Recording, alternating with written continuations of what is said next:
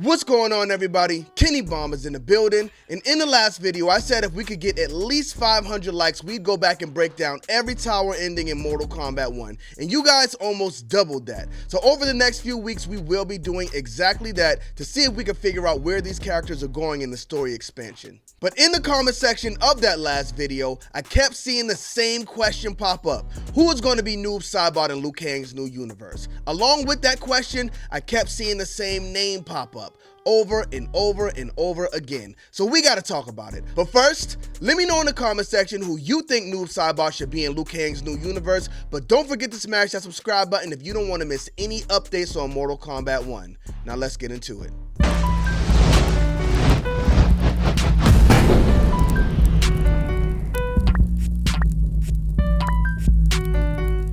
Run, boy, they coming on. So Noob Saibot is one of the best characters in the Mortal Kombat universe without a doubt. Top 5. Top 3 if you want to get nasty. So if they're going to bring him into Liu Kang's new universe, they gotta do it right. And the best way to do things right is to keep him the same, right? In this case, I don't think so. And that brings us to the first character who will possibly wear the hood of Noob Saibot in Mortal Kombat 1. And he's the character who wore it in the last universe, that is Bi-Han. Coming out of Mortal Kombat 1 story, a lot of people weren't happy with the direction they went with Bi-Han. Oh, he's a bad man now. He was never this bad. He needs redemption. Welcome to Liu Kang's universe. Melina's on the good side now. Baraka's on the good side now. Reptile's on the good side now. Ermac is pretty much on the good side now. They made these big changes to all of these characters, and I really don't hear anybody complaining about it. But you bring Bi-Han back and you make him a little bad, and people got very mad. But is he even bad? Think about it. Yes, he is prideful, but he really just wants the best for his people. He might have had something to do with his dad's death, but maybe his dad was okay being Liu Kang's lapdog, and Bi-Han just didn't like that. Different strokes for different folks. There is so much character development for Bi-Han in this one story, and I want to see him remain as our Sub-Zero until they reset the timeline again within the next 2 games. It's gonna happen. I would hate for him to become Noob Saibot in just a story expansion, so if Noob Saibot is coming back in 2024, I think it should not be Bi-Han. If you think it should be Bi-Han, I have no words for you, but Bi-Han might. Let's keep it moving. So if Bi-Han's not gonna rock the hood of Noob Saibot, who should? I think it has to be somebody with Lin Kuei blood. Well, this guy doesn't quite have Lin Kuei blood, but he weaseled his way in there somehow. This guy I'm talking about is Kuai Liang's son, Smoke.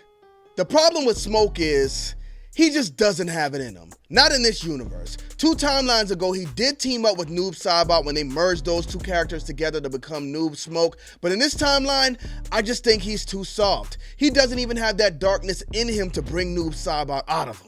So I think Smoke taking this spot is completely out of the question. Plus, based on another tower ending in Mortal Kombat 1, I think Smoke may be involved with a different type of initiative, but we'll definitely get to that. So that knocks out Bi-Han, that knocks out Smoke, leaving us with one more Lin Kuei member and the People's Choice.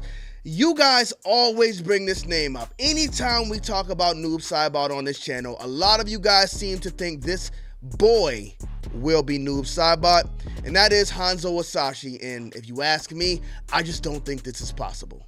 A lot of people seem to think Hanzo Hasashi will be changed to Noob Saibot in Liu Kang's universe, but after seeing Smoke's tower ending, I don't even understand how that thought is possible. I broke down this whole scenario in the Hanzo Hasashi Aftermath video, so I won't do it again here right now, but they pretty much tell you in this story, they found this boy with a fire in him. If that doesn't tell you he's gonna end up as Scorpion, then I don't know how much more clear they can make it. And not only that, as you can see by the illustration, in this universe, Hanzo Hasashi is a boy. Noob Saibot is a menacing presence. Do y'all really want Noob Saibot to come back as a young boy? I'm sorry, but it's just not gonna happen. Based on what we learned in this tower ending, I see Hanzo Hasashi taking the role of Scorpion from Kuai Liang and spinning off into that revenge-fueled blood feud with Bi-Han, Sub-Zero. What is the feud over? Well, that brings us to our Noob Saibot.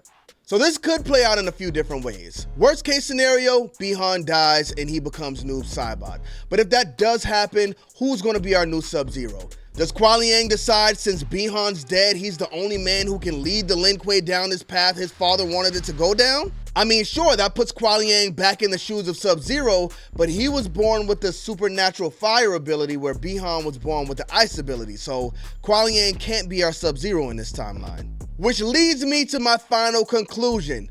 Bihan remains our Sub-Zero, again, until the timeline is reset again, and Kuai Liang will be our new Noob Saibot.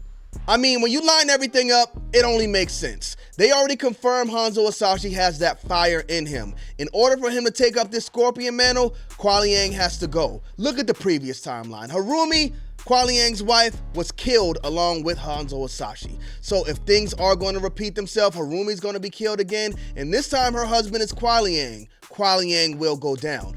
When Hanzo Hasashi died in the previous timeline, Quan Chi brought him back as Scorpion. This time, Hanzo Hasashi will inherit the mantle of Scorpion, and instead, Quan Chi will be bringing back Kuai Liang as Noob Saibot. Now, does this happen in Mortal Kombat 1 Aftermath, or do they save it for Mortal Kombat 13? I don't know, but that would be a pretty big mid-cycle development. Does it make more sense for Hanzo Hasashi to take up the helm of Noob Saibot, or does it make more sense for Kuai Liang? Let me know in the comment section, but thank y'all for tuning into this video. Do me a big favor and drop a like on it. We will be continuing our tower ending breakdowns tomorrow, so make sure you smash that subscribe button if you haven't already. Bomb Squad, let's get to that.